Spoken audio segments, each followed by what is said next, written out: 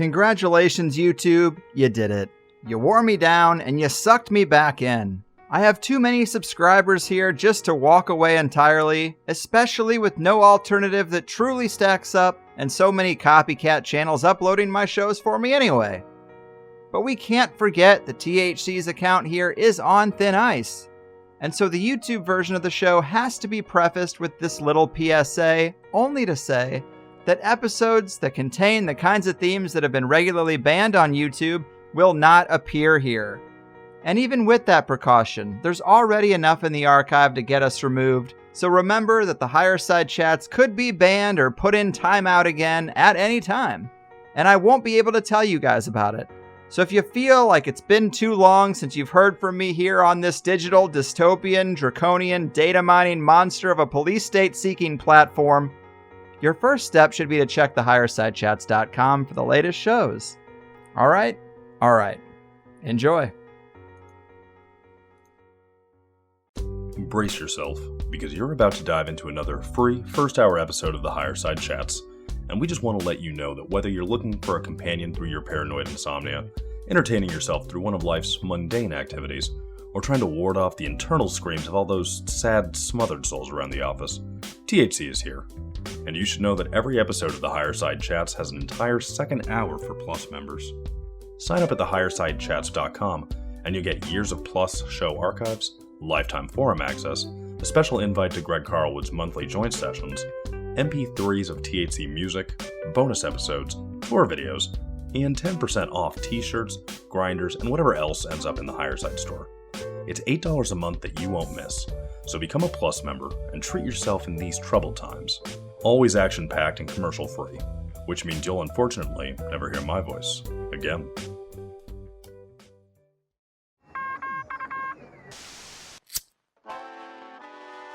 In the 1930s, President Franklin Delano Roosevelt addressed the nation through a series of radio broadcasts known as the Fireside Chats. His aim was to reassure the common man that our society would recover from its troubled times. Well, we're far from 1930, and I deal with a different kind of fire. For a new era of worldly frustration, we offer a fresh conversation. I'm Greg Carlwood, and these are the Higher Side Chats. Happy days are here again, Higher Side Chatters from sunny San Diego. I'm Greg Carlwood, and I have always wondered how a person can be pulled from their car on a country road, taken aboard a silver spacecraft, and poked at by mysterious grays, only to come back with the message that we need to take better care of the planet.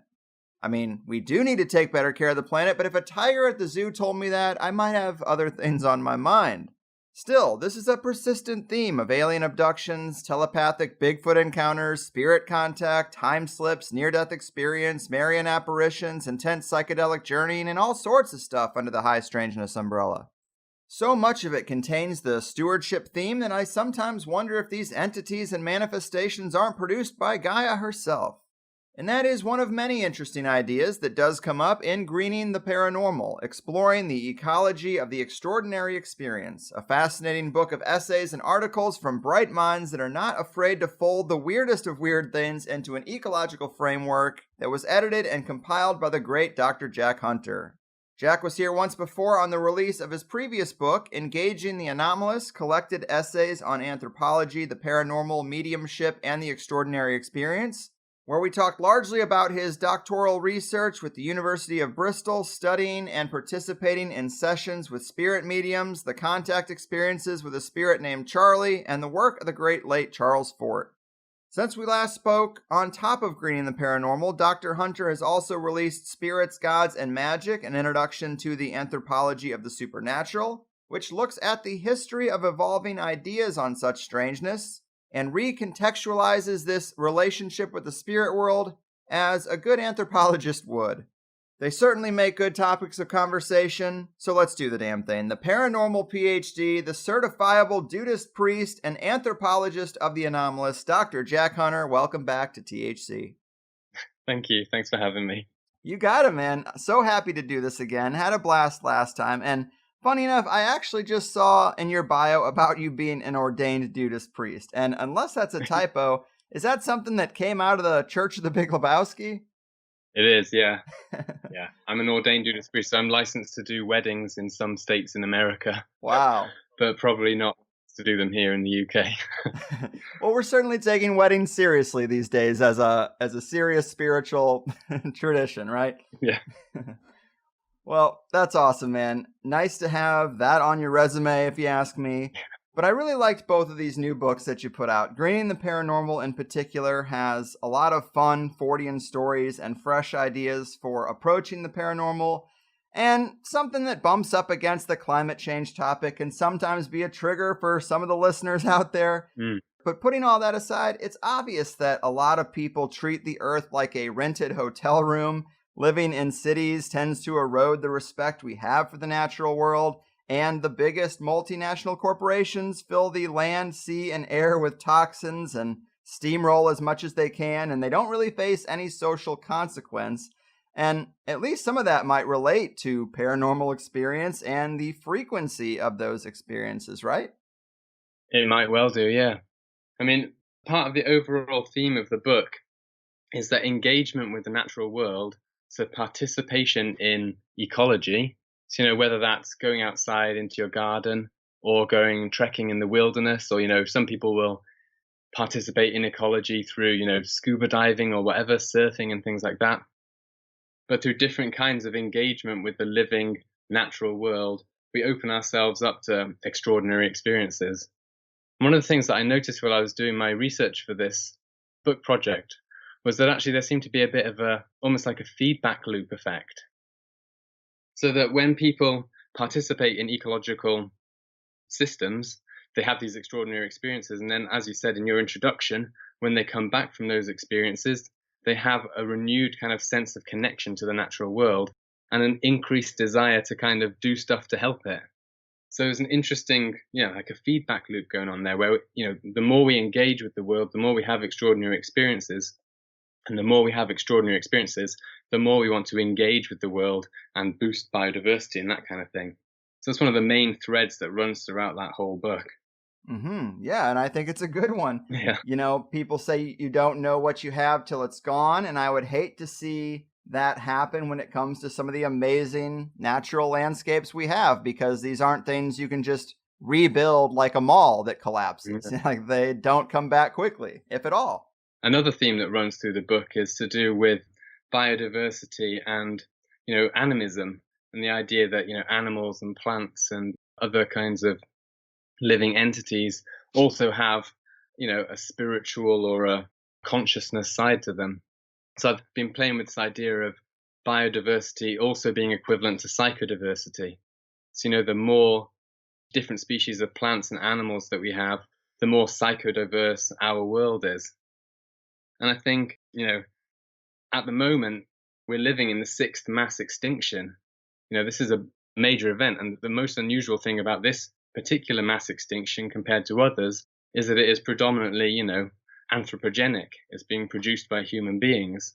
So we're in an extraordinary position now where, unfortunately, over the last 100 years or so, we've lost almost I can't remember what the exact figure, but it's shockingly high, almost like 50% of species over the last 100 years of human activity. And just think about that in terms of psychodiversity. We're also losing, as well as the rich genetic and biological data that's contained within all these species, we're also losing all of those different forms of consciousness, different forms of cognition, and different forms of, experiencing the world. So really, biodiversity crisis is also a crisis of minds. We're losing different forms of consciousness and intelligence, which, when you put it in those terms, it's really shocking and scary. It is. And yes, that is kind of the crux of the animist argument, that these are all forms of consciousness, types of minds, as you might say.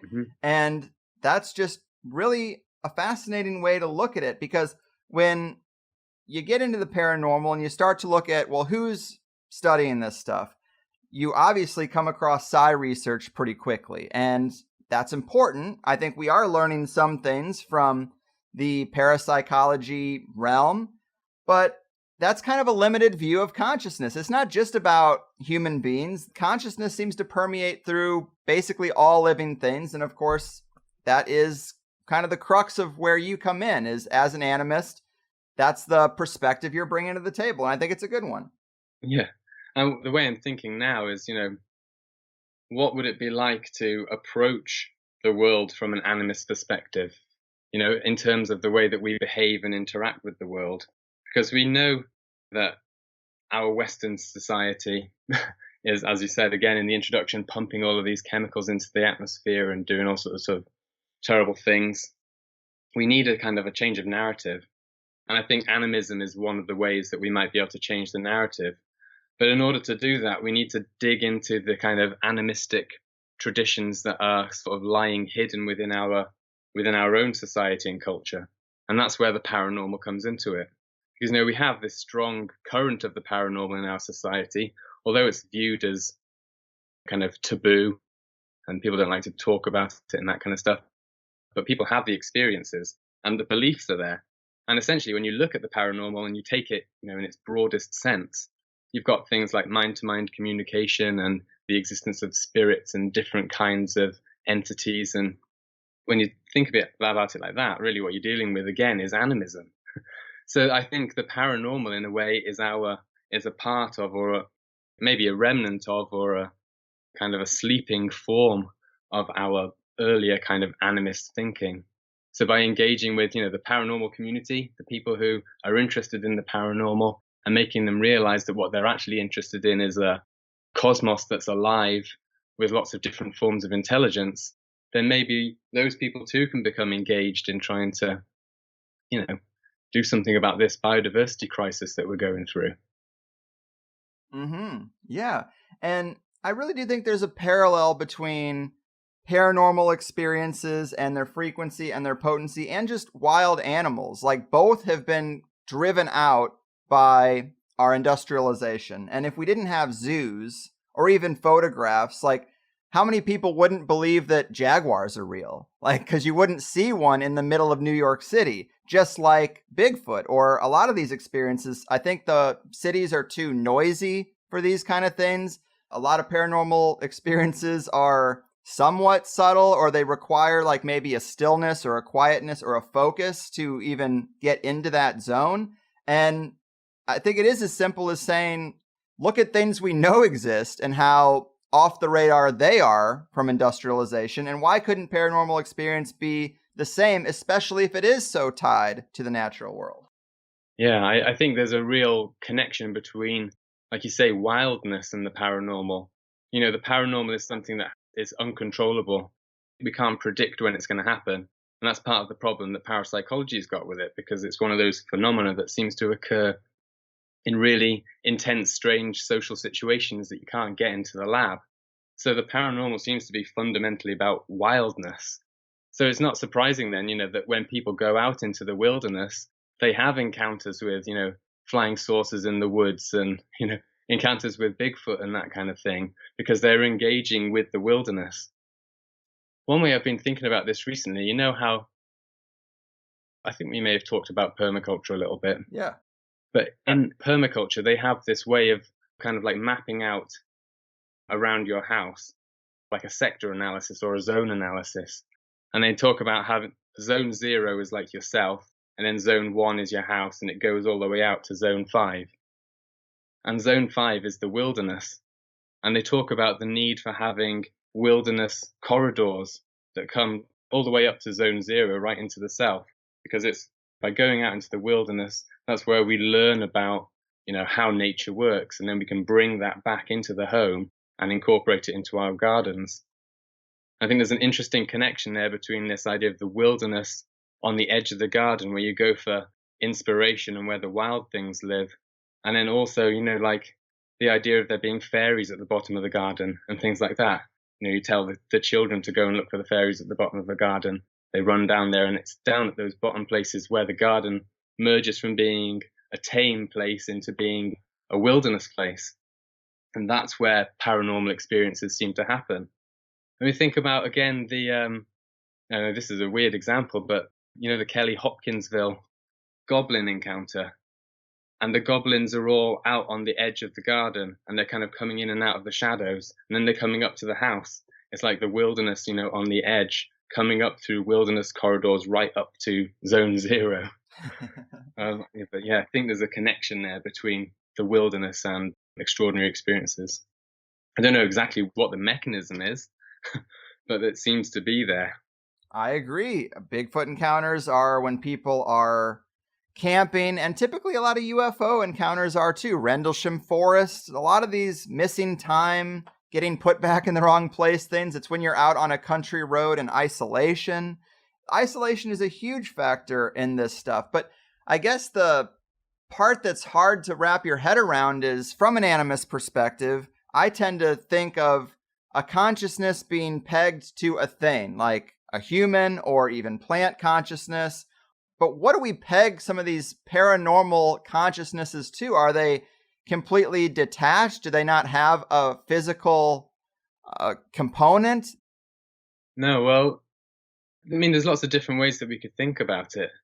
And I think, when people like the Romans and the ancient Greeks would talk about the noumen loci, or, the spirit of place, perhaps you can have entities or something that are manifestations not of an individual object, but maybe of a whole landscape, or a collective kind of manifestation. It's not that far off thinking, the kind of thinking that some people have about the Gaia hypothesis, that the whole of the world is a single living organism, and that might have some kind of a super consciousness that contains all of the mini consciousnesses that are within it. And I think you could, like a fractal of consciousness in a way, you can zoom that in and out, and whole landscapes could become sentient. And then you could zoom in, and then there's individual organisms within that are also sentient. So perhaps it's something to do with that. They don't necessarily have to be linked to a particular plant or a particular rock or tree, but maybe the combination of all of those things. Who knows? It's interesting. There's a movement to recognize the personhood of whole ecosystems at the moment, like the Whanganui River in New Zealand was recognized as having the rights of personhood a couple of years ago. And the River Ganges was recognized as having the rights of personhood, so that we treat them as persons rather than as resources to be plundered. And maybe they're tapping into a similar kind of sentiment that, whole ecosystems can also have a character or a personhood. And if we think about them and engage with them on those terms, then we behave very differently inside them. Yeah. I mean, hey, we have granted personhood to corporations. You think we could do it for a river or a mountain too? I mean, that's kind of a little more important if we're going to just start throwing around personhood labels. Let's put it on some of these things instead of Pfizer. Yeah, exactly. So I'm with you there. And maybe I'm just too obsessed with categorization or breaking things down or labels.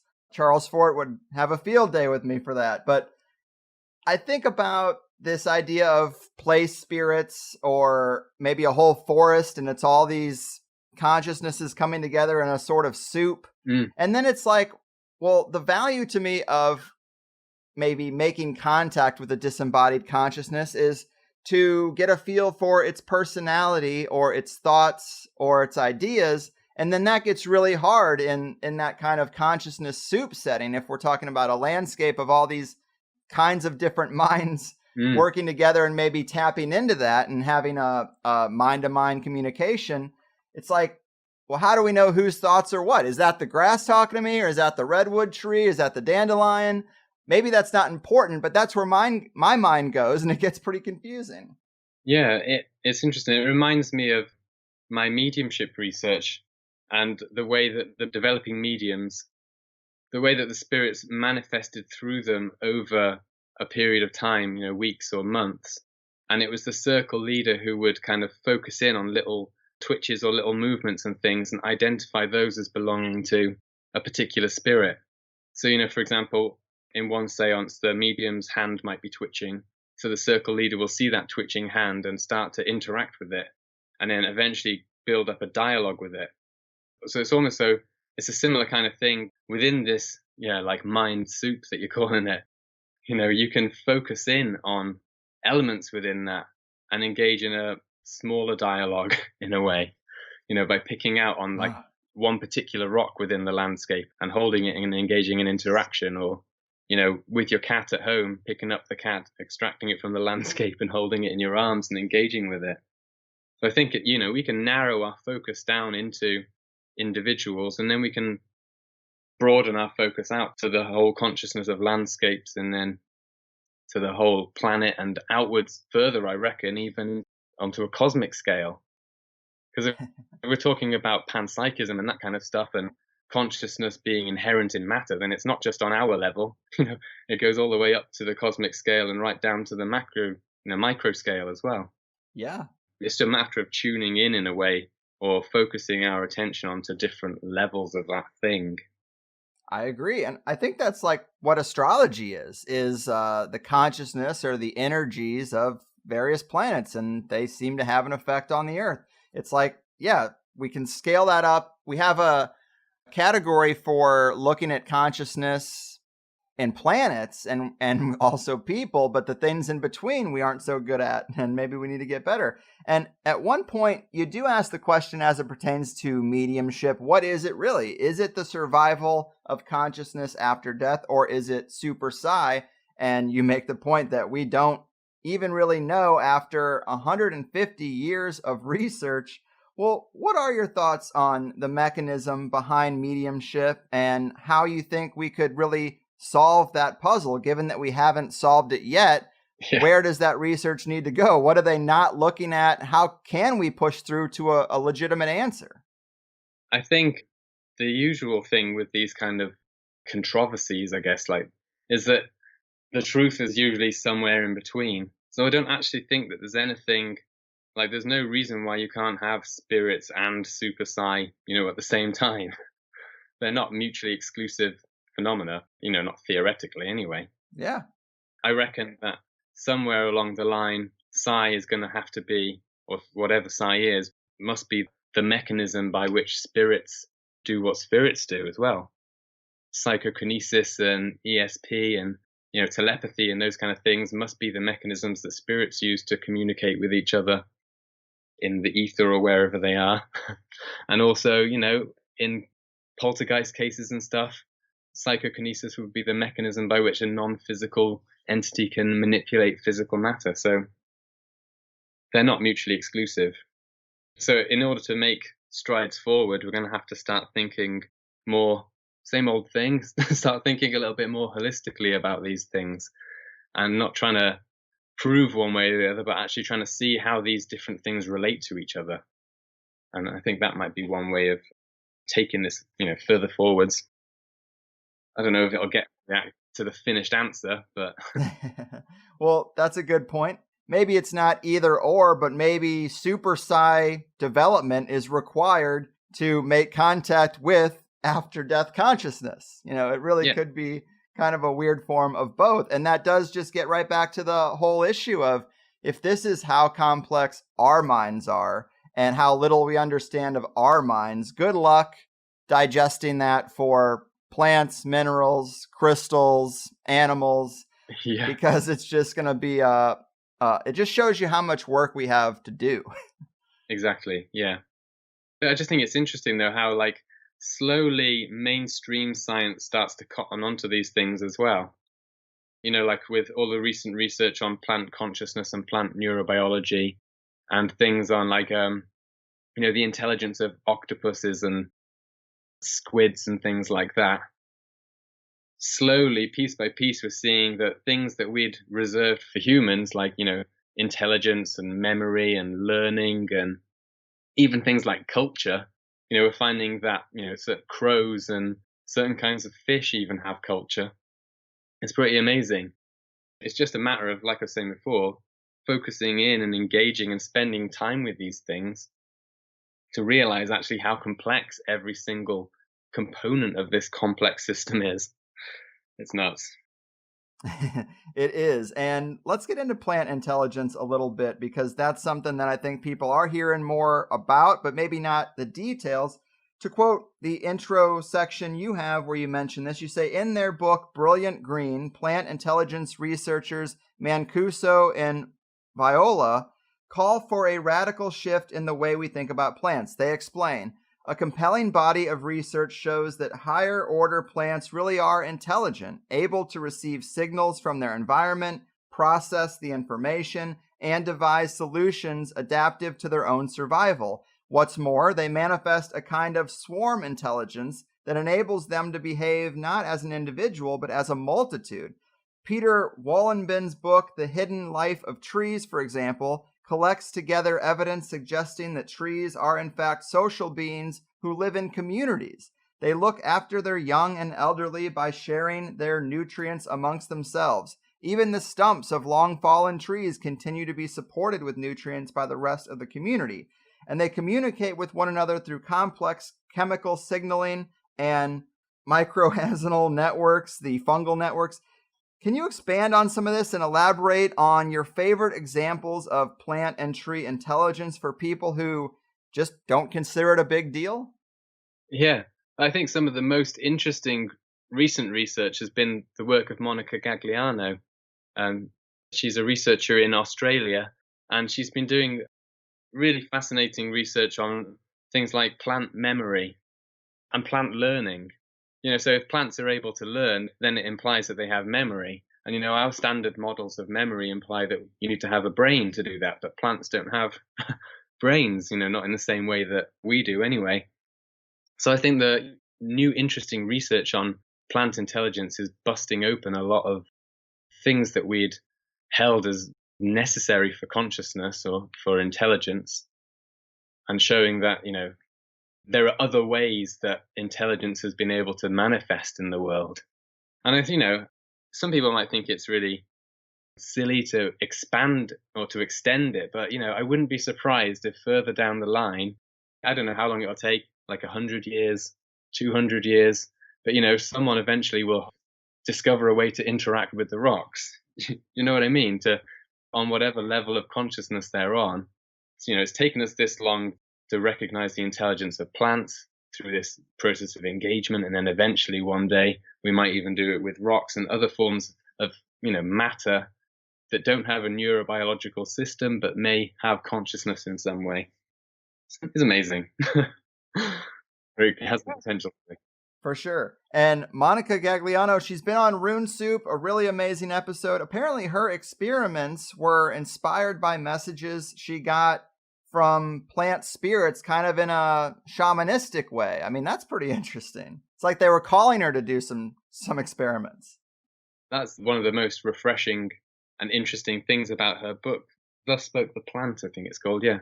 And she would go on these sort of like dieta retreats and would just like eat the roots of trees or the bark of trees and things, and spend time like out in the wilderness with the tree. And through these rituals, I suppose you could think of them also almost like ritual ordeals, she encountered, the intelligence of the trees in, communicating with them. In a lot of cases, it was from her experiences that she came up with these ideas for, novel experiments that she could do in the lab. This is a fascinating, like, in a way, almost like a scientific validation of the intelligence of plants coming about through interaction with plants on a psychic level, which is amazing. For sure. It's like a collaboration of sorts, which is pretty strange. Which might be... Oh, sorry, what were we saying? I was just going to say, collaboration with the plants might be the way forward. Yeah, exactly. Ask Mimosa how to do an experiment that illustrates its intelligence, because apparently it has some ideas. Yeah, exactly. And, I love a good paranormal story that doesn't fit into the conventional molds of spirits, Bigfoot, or aliens. And this one is just a great story from the foreword of Greening the Paranormal, and it's got a kind of a nature skin on it. But this is a story of Paul Devereaux, who is someone I wasn't too familiar with until this book, but he seems to be a pretty popular author on some of these subjects. But he tells a pretty wild story in that intro about him and his wife out doing field research for a book project where they were just trying to geographically map some of these older accounts of fairy paths from folklore accounts in Dublin. And he says they came to a fork in the road, and where the road forked was a patch of grass. And he says, quote, "Suddenly, standing on the grass, there was a figure between 2 and 3 feet tall. It was anthropomorphic and fully three-dimensional. The figure was comprised of a jumble of very dark green tones, as if comprised of a tight, dense tangle of foliage. It didn't seem to quite have a face, just a head with deep-set eyes peering out of the green tangle. As we crawled past it in our car, the figure started to turn its head in our direction and then vanished. My wife called out, "Oh shit," and we looked at each other, and "You saw that?" he asked rhetorically. The whole episode lasted for about a minute and a half, he says, but it was subsequently an actual, if transient, objective observation seen by two people. And that's really interesting because, yeah, he has another witness right there that can say, "You saw that thing too." And just crazy. I guess it sounds like some sort of elemental or fairy creature of some type. Or the Green Man or something like that. Right. Yeah, it's interesting because it opens up, thinking about folklore and that kind of thing. And, how encoded within the folklore, like the folklore of the Green Man, are these ideas of nature connection, of being like a presence in nature that we can reconnect with and things like that. So it's just really interesting. And also the overlaps, obviously, with the fairy tradition. They were in Ireland, and fairies are associated, like I was saying before, with these wilderness places. So, you're out in the middle of nowhere, down a country lane, and you have an encounter with a fairy that seems to be an embodiment of nature. It's the perfect story to encapsulate this idea of greening the paranormal. It's true. It's true. And speaking of Paul Devereaux, he seems to be known for his work on orbs or UFO sightings, which he calls earthlights. One of the chapters in this book is by Simon Wilson, and he analyzes Paul's earthlights idea and the suggestion Paul makes that these are paranormal experiences that are co-created when imaginal consciousness interacts with the landscape. Can you elaborate on what he's saying there? Because it is a really unique take on these orb or UFO sightings that people have. Yeah, I mean, there's a few different ways that Paul Devereaux has explored, the way that we might be able to interact with the landscape. So, one of the ideas is that there can be certain areas in the landscape that are, like more radioactive, or that have higher levels of background radiation. So that when we go to those places, on whatever level, it interacts with our neurochemistry and induces hallucinations and things. That's not to say that the hallucinations are necessarily, not real. It might be just one mechanism of interacting with stuff. And then there's other ideas about things like magnetism and that kind of stuff that can interact with our consciousness. And then there are other ideas, about ley lines and subtle energies.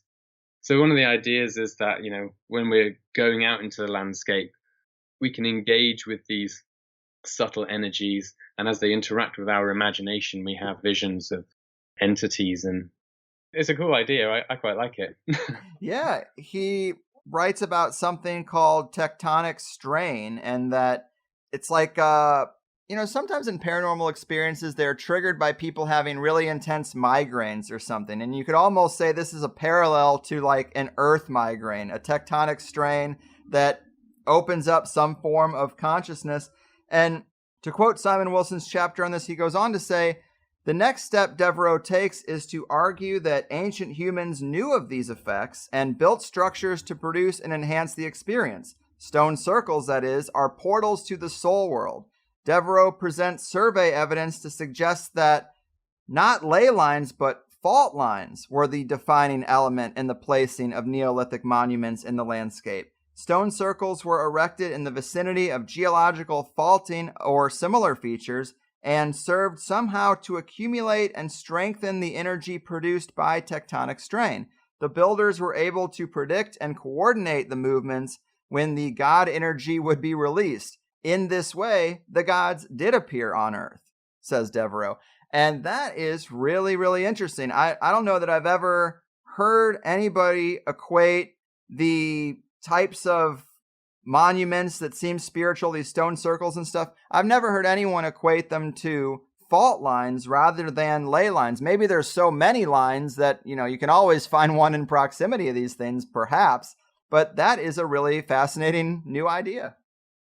Yeah, it's pretty cool. I mean, I don't think it's necessarily saying that every stone circle is built on a fault line, but certainly some And there's a really interesting associations between fault lines and different kinds of, UFO experiences and things. So it makes sense.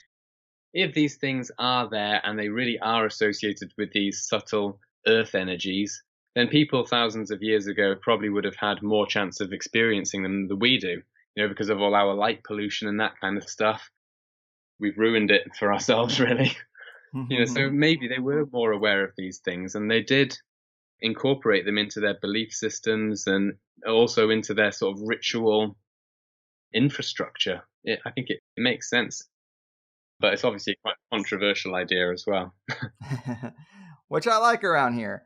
And another author in Green the Paranormal, Nancy Wissers, I think is how you pronounce her name. She wrote about the Lenape Indian tribe's idea of recruitment by the earth. And that gets into these things we're talking about. But can you explain that a little bit? Yeah, there's a nice thread that runs through the book to do with indigenous American ways of thinking about the natural world, but also, the spiritual world that's a part of that. In Nancy's chapter, she talks about how she met these Lenape people who seem to have been brought up in a completely different way of looking at the world. And they would talk about, again, like many animistic people, like the personhood of trees and animals and things like that. There's another great chapter taking an indigenous American perspective by Lance Foster in the book, where he talks about a Native American chief called Plenty Coups, and he's trying to cross this river, and they have this interaction with a kind of what they take to be like the spirit of the river, this kind of whirlpool that captures them. And there's a great message in that story, because Plenty Coups, they interact with this thing, they give it an offering when they finally manage to escape from it. And then instead of, coming to try and hunt it or kill it, or in the modern example, maybe like bring it back into the lab for analysis, they decide to leave it alone. So the message is that there needs to be a place in the wilderness for these really wild things to exist, without us interfering with them. If we stumble across them, we don't want to disrupt them again. We want to leave them in their place. They could be, like the rarest living things in the world, super rare creatures or forms of consciousness out there. Yeah, it's like the old King Kong motif, bringing that thing back from its native land. And I really love that Plenty Coups story. It's very strange. He and his war party are preparing to cross the Mississippi River. They note that the water seemed weird just right off the bat. They looked at it and like something's happening here. And they dropped an offering of buffalo fat in, and it's supposed to float, but it sank. So they're also like, that's strange too. And then they're trying to cross on horseback, and one guy gets grabbed and he gets kind of lifted out of the water, and he's, I think, still on his horse, and he's hovering above the water. And finally I guess Plenty Coups starts kicking the empty space underneath the guy and hits something invisible that he describes as feeling like greasy feathers. And then the guy and his horse are released, and they go on about their journey. And it has just got so many weird little details to it. And I wonder if other people in the Missouri River have had similar experiences. Yeah, it's amazing. And I just love the idea that there are these special places, little hidden pockets where these forms of intelligence have taken residence. And every now and again, we happen to stumble across them. And it's up to us then what we do with that. Do we pursue it or leave it to its own devices? And I think, leave it to its own devices is the best option. Fair. And I mean, in that example, someone could say, well, what is the value of keeping that thing there if it only is going to prey upon people, perhaps? Is there a flip side to that? I mean, are we just supposed to stay out of the river? If we acknowledge that there is this something there in this Missouri River, let's say, then what do you think is the best approach? I mean, just leave it alone, sure, but how do we study it? Do you think we can communicate with it? Do you think we can have some experiences with it where it isn't quite so ornery? Yeah, I'm sure there are ways of placating these spirits. I mean, shamanistic traditions are all about that, trying to understand how you can engage in a respectful dialogue with these entities. I think they did the right thing by leaving it alone. But, maybe, a shaman or a medicine man could come back later and give it an offering and try to establish more of a friendly relationship. So I think it's possible to interact with these things, but we need to give them space. It's the same with lions and, physical biological predators that are in the environment. They need to be there. They're keystone species. Without these organisms, the ecosystems can collapse from the top down. So, if these other forms of consciousness, like these river beings, have also evolved, then they must also fit into this network somewhere. They must have a role and a function within it all.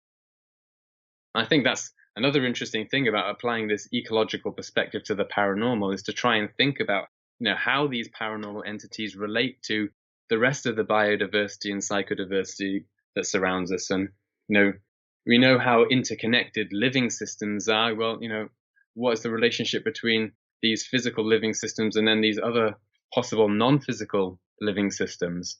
Are they interrelated? By destroying the physical world around us, are we also destroying elements of that non-physical world? The ecological perspective really encourages us to think carefully about the things that we do, because everything is interconnected, so everything we do has an effect on everything else. So, yeah. Yeah, it's curious because I wonder what that function might be. Although if, like in the Missouri River example, if that is not necessarily a thing in the river, but maybe the consciousness of the river, you could see how polluting the river or diverting the river the way we do, we just move things around wherever we want, or blowing up a mountain to put a tunnel through it for the highway.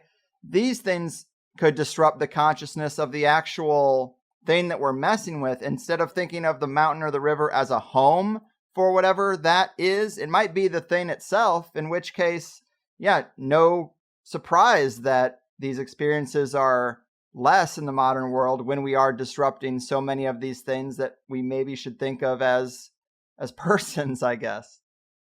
On a slightly related note to this, about the Skinwalker Ranch and all that kind of stuff? Oh, yeah. And all the weird that has been alleged to go on there. I don't know 100% of the veracity of the whole thing, but let's just take it at face value. And I was just thinking, again, if we apply an ecological framework to try and understand what's going on in a place like that, we've got a landscape essentially that's fenced off. So it's like a section of landscape where you have an abundance of weird paranormal phenomena taking place. What could be the possible reasons for that? And, like I was saying before, if the land and the spiritual world are intimately connected, then there might be something to do with the land there. Like, has the land on the Skinwalker Ranch been treated correctly? What's the nutrient content of the soil? That kind of thing. Is it a healthy place, or has it been farmed to death over the last 150 years? If the land has been damaged in that way, then it could be a reason for the terrifying phenomena that are plaguing the place, because it's been ruined and it's not a thriving, biodiverse landscape anymore. Just a thought. Perhaps, an ecological perspective can open up new avenues for understanding these kind of things. Absolutely. If we are looking at Skinwalker Ranch, I think everybody would acknowledge that the stuff that goes on there is deeply connected to the land itself. And maybe there is some kind of chemical or mineral composition in the soil that facilitates this experience. Maybe there's an equation that opens up certain gateways. I mean, people talk about quartz crystal in this kind of context a lot, that it can hold memory pretty easily, that it emits certain frequencies which might play on human consciousness and open us up in similar ways to psychedelics, but without having to ingest something. And who knows what's deep in that ground? I mean, we've only drilled down 5 miles on this earth, period. Maybe there's something 20 miles down that is facilitating that in Skinwalker Ranch. Maybe it isn't ley lines, but it's something way deep down in that soil. Well, it's something to think about. Or like we were saying before, with the river itself, it could be the combination of the rocks and the hills and and all of that combined. And, we just got to think outside the box when it comes to trying to make sense of the paranormal. And this might be one way of doing that. Yes. Well, we're starting to learn that there are cave systems everywhere, and some of these are insanely vast, and some of them are crystal caves. And crystals seem to be one of the most potent, I guess, other forms of intelligence or consciousness that are able to be tapped into, it seems like, from people I've talked to. It seems like if you want to start, some people might have more experience with plants, but crystals, opposed to maybe rocks, seem to be quite chatty if you really want to get into it. Yeah. And maybe there's a crystal cave deep under the ground there, and maybe that's something to take into account. Yeah, there could be all sorts of different environmental factors going on, but that haven't been taken into account because we think about paranormal experiences as, I don't know, something else from another dimension or that kind of thing. Maybe we're missing the point, and it's actually not from another dimension. It's from the below our feet, from the earth or from the trees. Or that's another thing I like about the idea. I think Joshua Cutchin's been talking about it a lot recently. The idea of Bigfoot being a wilderness poltergeist or a wildernessgeist. Yes. I think that's a really cool idea. He's not a discrete entity, but he is a manifestation of the wilderness, which ties in nicely with what I was saying about fairies and, going out to the edge of the domesticated landscape and having paranormal experiences. That he is a manifestation of a landscape rather than a particular entity. It's pretty cool. I agree. I think that makes a lot of sense too, because even though this stuff might sound weird to be so paranormal adjacent, if you look across the board at all these experiences, the biggest commonality when it comes to messaging is we should take better care of the earth, be a steward of the earth. It doesn't matter if it comes from Bigfoot or some gray alien. The message tends to be largely the same. And you even point out in the book, is it a coincidence that guys like Charles Fort, they start looking at all this weird stuff and then they end up being really conscious about how we treat the landscape? John Keel as well. Yeah. These people who go off on these paranormal adventures, they come back with those same thoughts, those same conclusions. And it is strange that that is what people are realizing from these experiences, and it makes you think that maybe the earth is producing this stuff itself. Yeah, I mean, with John Keel, he came to one of his overarching conclusions was that something very similar to the Gaia idea again, was that the earth itself is conscious. He talked about this being a haunted planet, that all of these strange mothmen and things like that are different forms of manifestations of interaction with this earth consciousness. So yeah, it is very peculiar that, you can research it from the paranormal and end up at the same argument, research it from the ecological angle, and then you end up encountering spirits. It's like a feedback loop again. The more we engage with the world, the more we have extraordinary experiences. The more extraordinary experiences have, the more we want to engage with the world. It's interesting. It is. And if we're going to go back to astrology and think that Mercury being in retrograde is going to have some kind of effect on our ability here to communicate smoothly or for technology to work correctly, well, the Earth is a lot closer to us. And you would think that maybe its positioning or what its movements through the cosmos would also have an effect. And it's probably, its moods, exactly. That kind of probably affects its moods. It's a hot one today. I'm frustrated. I'm going to throw out some UFOs for people to deal with. Yeah. Send out some warning flares. It's possible. I think it, in a way, it is. Yeah, I think it is. That's part of the overall argument of the book, is that perhaps all of this paranormal stuff is in some way connected with the planet that we live on. Right.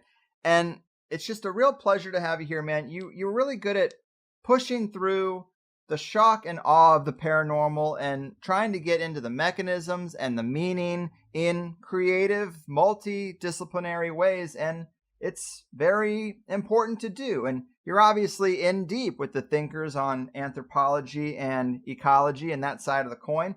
What would you like to see from people who are more focused on the paranormal side, like the researchers that I might interview or hosts in positions like me? what do you think is the key to getting further down the road rather than spinning our wheels like we have for so long? Yeah.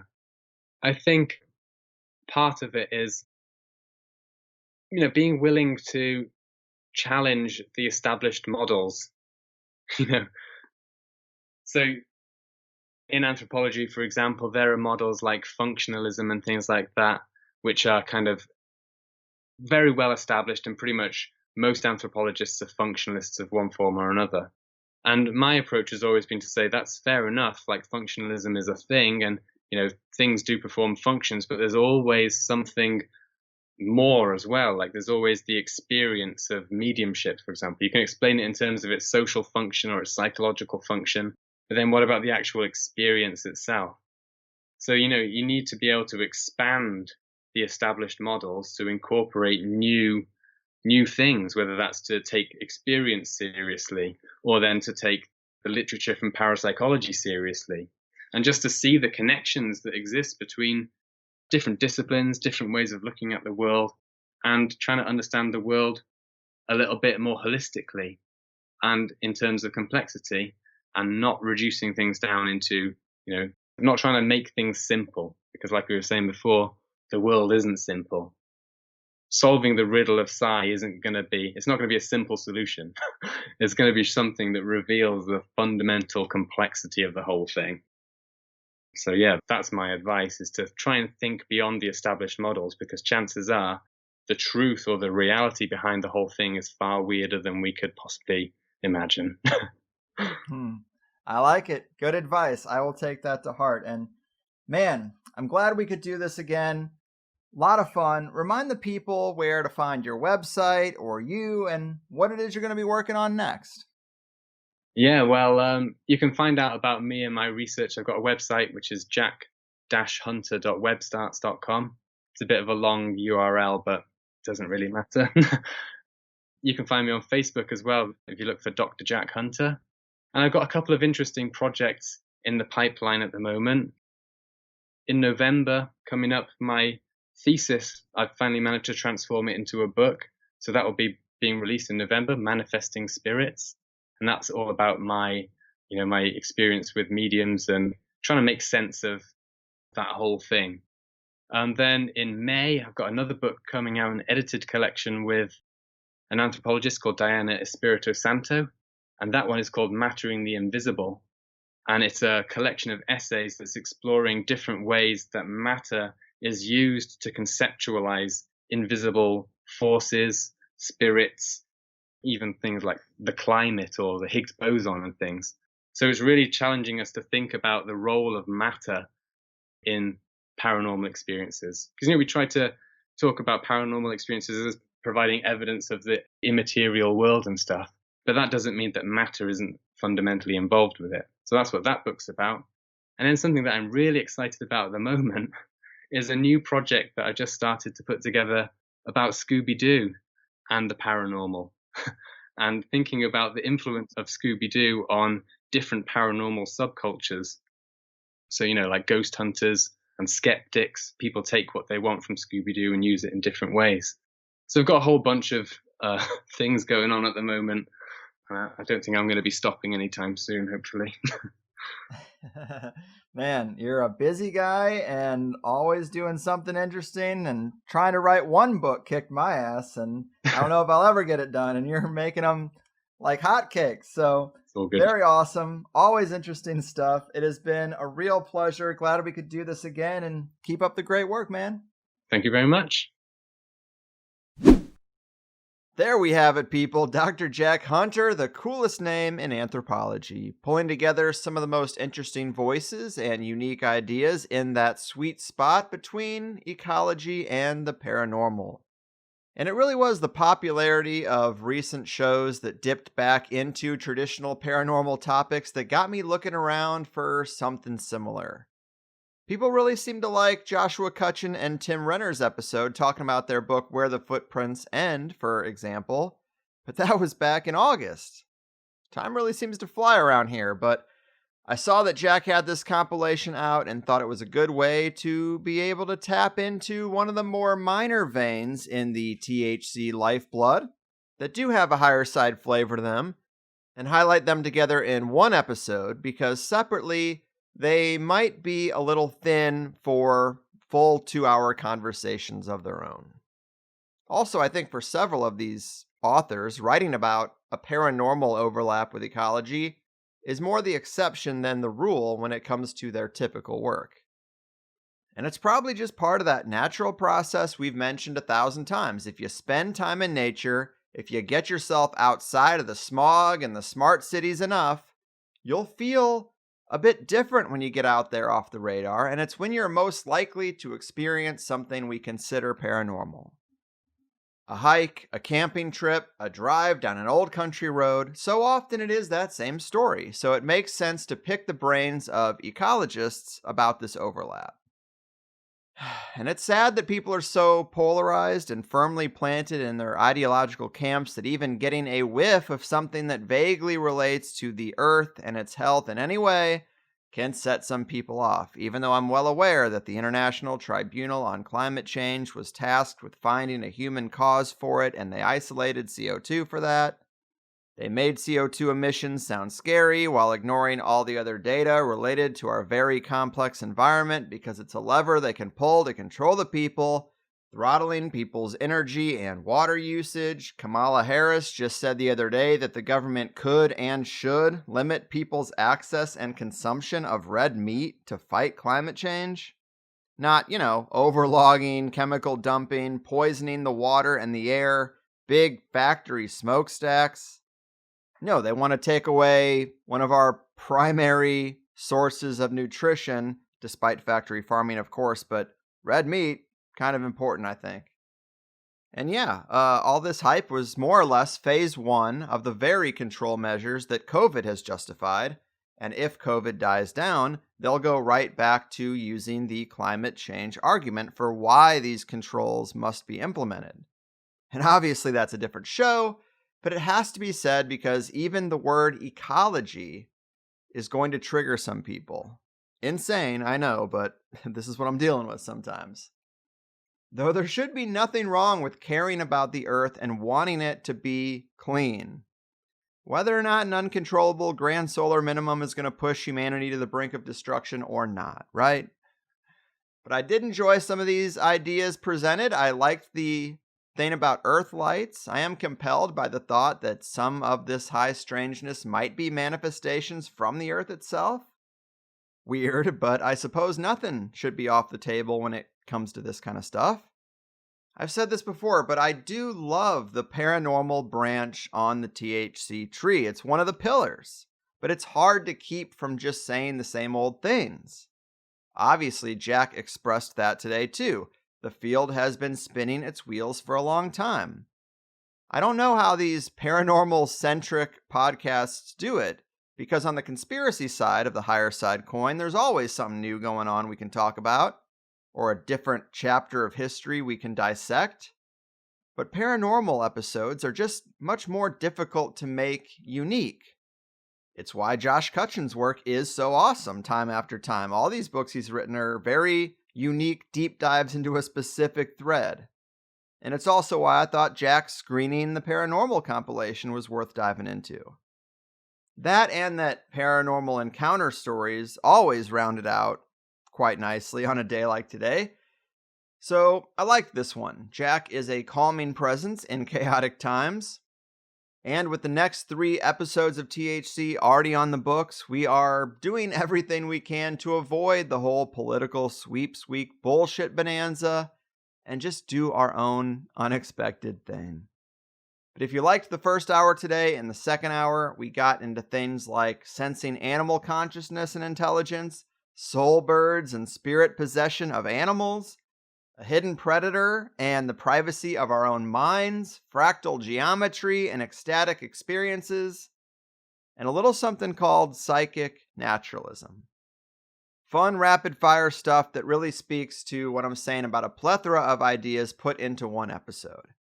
Definitely check out the authors and idea makers themselves if some of these names were new to you.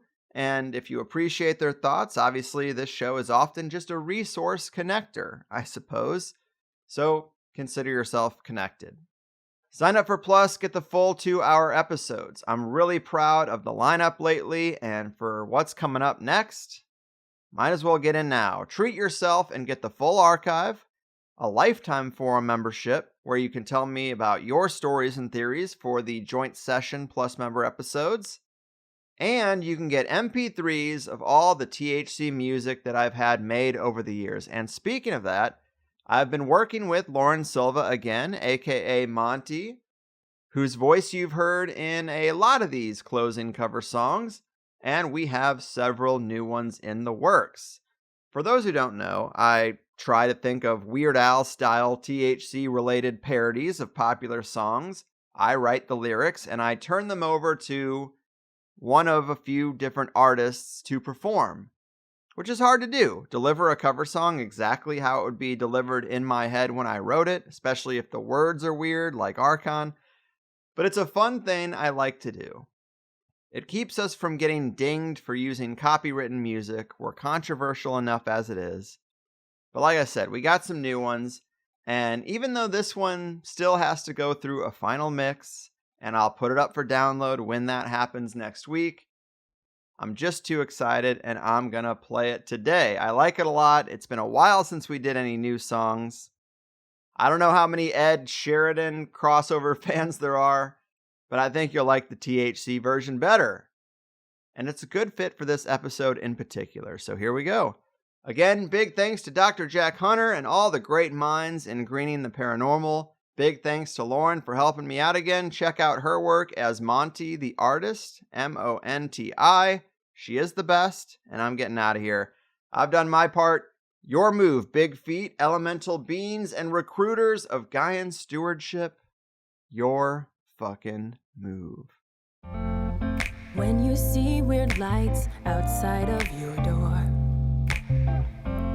something sits on your chest when you sleep. It might be a pattern you've been through before. Or you might have those screen memories. Darling, wait till we get some proof. Still, we'll make them see. And baby, I tried the camera, died, I'm not crazy. I'm thinking about how people can't get free from mysterious grace. It's getting just a bit out of hand. We really just want to get back on with our days. Don't care about the hybriding plan. So honey, now don't walk into the skinny arms. No, they came from the sky, from out of the stars. Play something on my beating heart. I'm shouting out loud, baby, this damn life is too bizarre. I can tell when they're gone 'cause my memories fade. But we know that it's not just a dream, 'cause they never put me back exactly the same way. And the pain is as real as the scream. Honey, our souls might be the whole goal, a sense of theme. The higher side chats has covered all that we're breaking free. I'm thinking about how people can't get free from mysterious grace. It's getting just a bit out of hand. We really just want to get back on with our days. Don't care about the hybriding plan.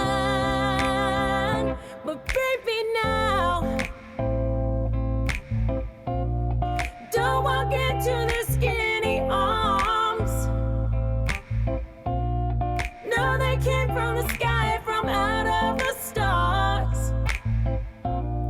Play something on my beating heart. I'm shouting out loud, baby, this dim life is too bizarre.